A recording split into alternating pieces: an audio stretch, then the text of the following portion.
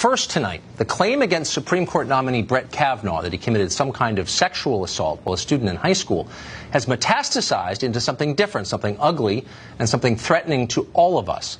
We've learned remarkably little about Brett Kavanaugh or Christine Ford in the past week, despite a lot of words on their behalf. The facts of the case are still sparse and they're murky. But we've learned a disturbing amount about the left and what it's willing to do in order to maintain control of this country.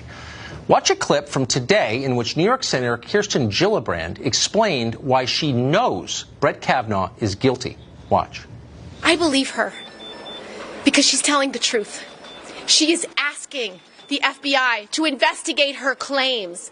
She is asking for that kind of review, that investigative work, that oversight, that accountability, because she's telling the truth. Someone who is lying does not ask the FBI to investigate their claims.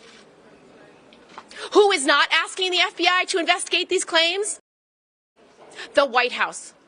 Judge Kavanaugh has not asked to have the FBI review these claims. Is that the reaction of an innocent person? It is not. So try to ignore the yelling there and the theatrics and the pure demagoguery of the moment and focus instead on Kirsten Gillibrand's reasoning, to the extent that there is any.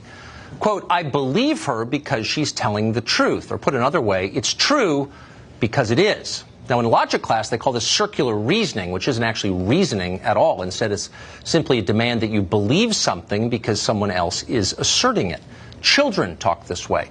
You'd think a U.S. senator would be embarrassed to. But it's the second part of Gillibrand's statement that you ought to pay attention to because it's scary. Kavanaugh hasn't called for yet another FBI investigation into himself. Therefore, Senator Gillibrand says he did it. Is that the reaction of an innocent person, she thunders? It is not. Well, not since the McCarthy era, almost 70 years ago, have lawmakers talked like this in this country. Unless you call for an FBI investigation of yourself, you're guilty of a crime. Even Joe McCarthy himself never said anything like that. It was too reckless even for him. And now one of the Democratic Party's leading presidential candidates casually drops the line at a press conference, and the media hardly notice. So apparently that's the new standard in Washington. Okay, well, let's start with Kirsten Gillibrand. Gillibrand was a friend of Harvey Weinstein's. Here's a picture of the two of them together. Weinstein has been credibly accused of rape. Did Kirsten Gillibrand know about Weinstein's sexual assaults? Was she an accessory to them? We've asked those questions before in this show, but we never got an answer. Why hasn't Gillibrand demanded an FBI investigation into herself to clear that up? Is that the reaction of an innocent person? By her standards, it's not. So bring on the FBI. Let them interview Kirsten Gillibrand under oath. Maybe surprise her at her home at dawn with a search warrant. And while they're at it, they should take a very close look at her relationship with Bill Clinton, another accused rapist. No doubt the Senate will beg for an investigation into that, too, assuming she's innocent. If she hesitates, press charges. This is lunatic. Sober liberals understand that it is. Democrats don't want Brett Kavanaugh on the court because they disagree with him. And that's understandable, by the way. They're angry that the Republican Senate refused to vote on Barack Obama's last Supreme Court nominee, Merrick Garland. That's understandable, too. But what's happening now is dangerous in a way that has nothing to do with politics. It's a threat to the civil liberties of every American, no matter who you voted for in 2016. Extremism has exploded on the left, and nobody is trying to contain it. Here's one particularly jarring example of that. This is Congressman John Garamendi of California. We know him well.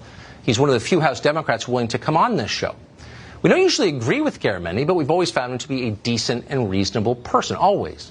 Here's what he just said about the Kavanaugh allegations. Women across this nation should be outraged at what these white men senators are doing to this woman. The senators, the male senators who control that committee, are playing the game as old as an assault. And that is, the woman's the accused. The woman is at fault. Wait a second. What does the race of specific senators have to do with any of this? Should we be angry at them because of their skin color?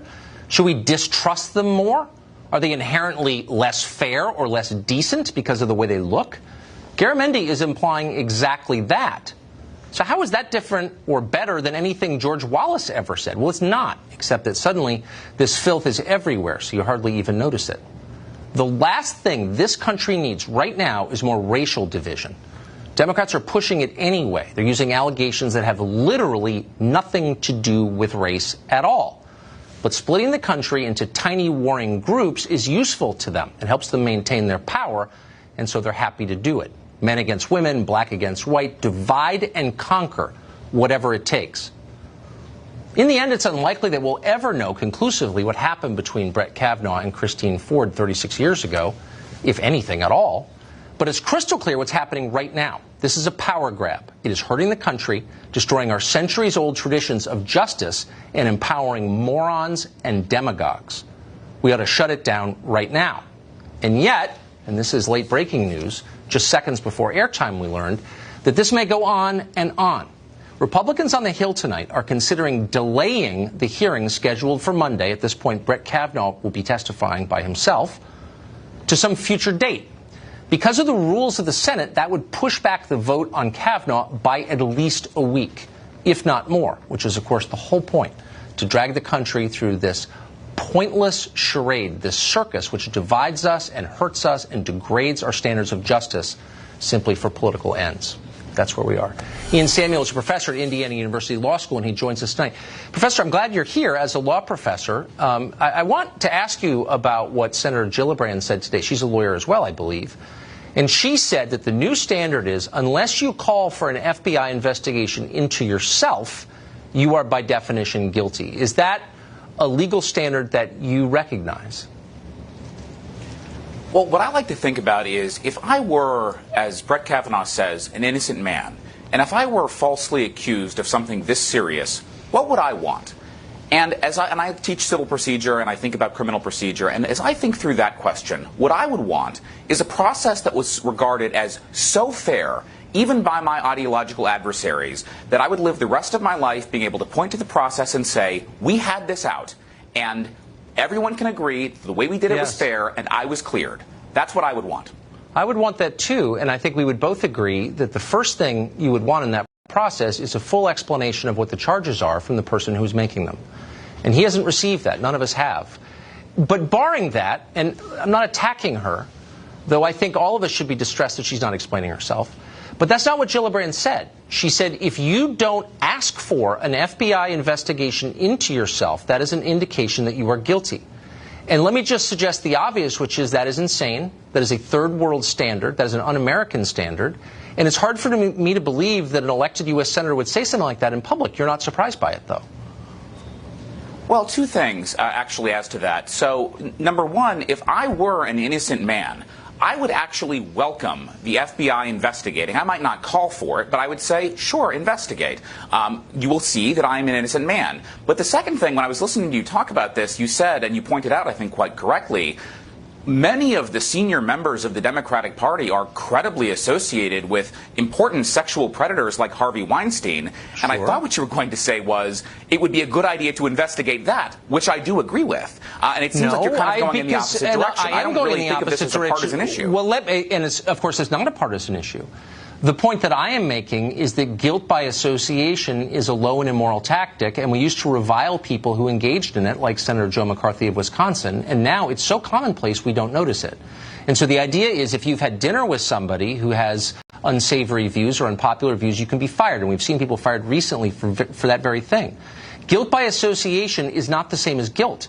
And so to say that because Kirsten Gillibrand was friends with Harvey Weinstein, that she is somehow an accessory to his sexual predation is totally wrong. And I would never make that claim. I was merely saying that by the standard that she holds up. I appreciate that. What I'm suggesting is that she shouldn't say that innocent people have a moral obligation to call down upon themselves an FBI investigation. That's insane. Why doesn't anyone stop her and say... I quite agree with that. Yes. But if I were an innocent man, I wouldn't think of it as my obligation, but rather my privilege. Well, I would insist. If I were Brett Kavanaugh, and if I were an innocent man, I would insist on pointing every camera on God's green earth in my face as I denied these allegations if I were an innocent man, truthfully. I want everyone to see it, wouldn't you? I believe he's already done that. I think he's been the subject of 6 FBI investigations into his background checks by federal agents, and I believe he's testifying Monday, and he'll likely repeat what he's already said, which is, I don't know what she's talking about. I didn't do this. She, by contrast, who is the reason we're having this conversation in the first place,